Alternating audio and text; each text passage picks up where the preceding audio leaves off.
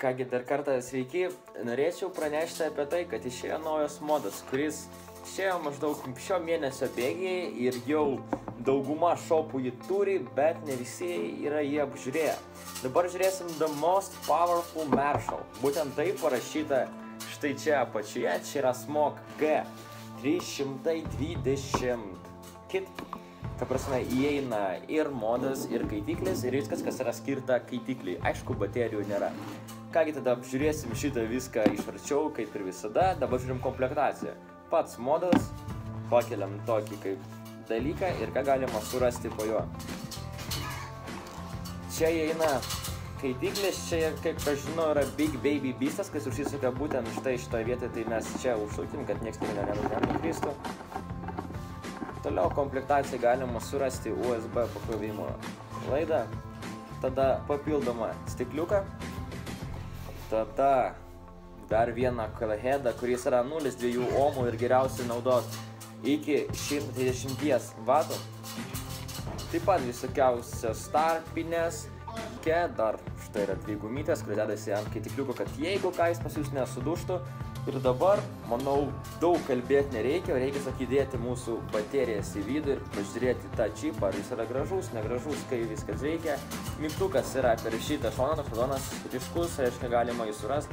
Taip pat yra dar čia šalia 2 mygtukai, kurie reguliuoja plius ir minus vatus, galim paimti arba sumažinti. Kaip ir minėjau, čia yra 320 vatų, reiškia rimtai, jums čia užteks ant ko tik jūs įsivaizduojate. Kągi dabar naudosim 3 baterijas BTC 5, kiek aš žinau, tai BTC 5. Yra pirma baterija pliusų į apačią, kita minusų į apačią ir dar kita pliusų į apačią. Uždaro mūsų šitą apatinį baterijos laikiklį ir bandome jungti boksą. Įsijungia.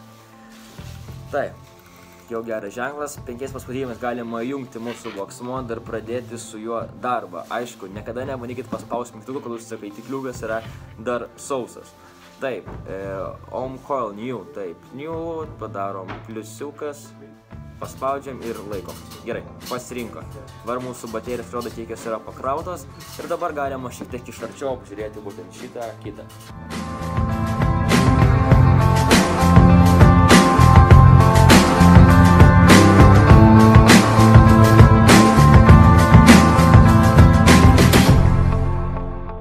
Žodžiai yra viskas gerai, kalbėti visiems įmanoma, bet kaip atrodo iš tiesų galima patikrinti, tik tai užpilusiai į skystį ir pabandyti pagarinti ir pajaust, ant kiek greitai jis pagauna visą tą šilumą, ant kiek greit padeda kaisti ir taip toliau. Gerai, pabandysim naudoti galingesnės galvutės, kur yra triple coilas, o ne double, nes komplektacija yra double coilas, iš 2 spiralių.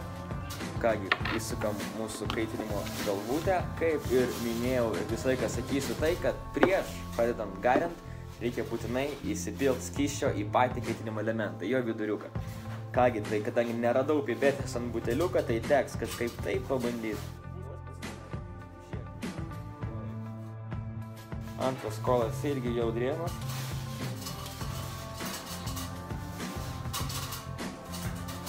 Manau, užteks. Gerai, dabar galima užšukti mūsų viršutinį kepą, aš nereikia pamiršti apie stikliuką.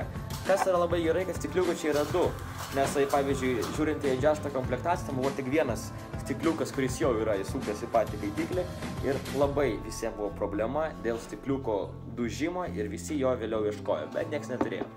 Gerai, dabar bandom pripil šiek tiek skysčio, palaut kažkur 10 sekundžių ir galima bus pradėti jį garint. Kągi dabar čia yra tam tikra skylė, kur galima įpilti skystį. Galiu pasakyti, tai šitas jau kaitiklis taip pat su pačiu modu yra skirtas garintams, kurie jau kažką supranta apie tai, kuriems jau plaučiai yra pripratę prie didelio kiekio garų, kadangi būtent tiek jisai ir paduoda. Kągi, kaip ir minėjau, palaukiam apie 10 sekundžių. Taip pat norėčiau pasiūlyti nestartuoti, garint iš karto ant 200 ant 100 vatų. Pabandom tą viską padaryti ant 70 kokių, manau. Kad kojas mūsų priprasto, labiau galbūt įkaistų, būtų vatas daugiau skysčio ir jums patiems bus mažiau lūkesčių, kadangi nereikės pirti naujos galvutės. Aišku, dar viena yra komplektacija, bet ir ta suges, jeigu ant tiek stipriai galima pradėti būtų garint. Tada palaukiam šiek tiek, 70 vatų. Pabandom. Skonis geras, jau galiu pasakyti. Garų irgi yra. Kągi, dar vieną kartą traukiam, galima bus paviršyti vatus iki 130, čia yra maksimumas, tai mes 120 pavarysim. Jeigu jaučiate, kad pas jūs yra koilas nepilnai drėgnas, tiesiog mes galime uždaryti mūsų airflową ir būtent tokioje situacijoje šiek tiek patraukti oro. Be mygtuko tiesiog paimam, laikom va taip modą ir šiek tiek patraukiam. Tokiu atveju būtent įsigeria labiau skystis į mūsų vatą ir galime bus beveik iš karto garint vos net maksimalių vatų. Gerai, dabar startuojam, jau galimybės pažiūrėti. 127 gal šiek tiek per daug. Nu va, 1, 2, 2.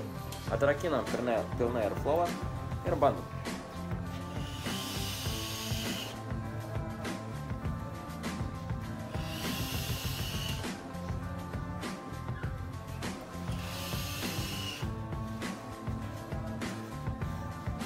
Galiu pasakyti, kad ant tiek vatų yra labai sunkiai garint, kadangi pas jūs skaitiklis ne tiek daug oro pagauna, kad galima būtų tiek daug iš jo garų išpūst. Tai 110, aš manau, būtų optimaliausias variantas ant jo. Kas yra dar labai gerai, kad šis boksas reikalauja 3 baterijų, reiškia pas jūs jis laikys tikrai gan nemažą laiko tarpą. Dabar pažiūrim šiek tiek į jo meniu, ką jis pats sugeba. 1, 2, 3. Mode, nieko įspūdingo, viskas tas pats, kur yra ant kitų smog produktų. Wattage mode, strange ir taip toliau. Kągi, paskutinį kartą pagarinam ir galima bus baigti šitą apžvalgą.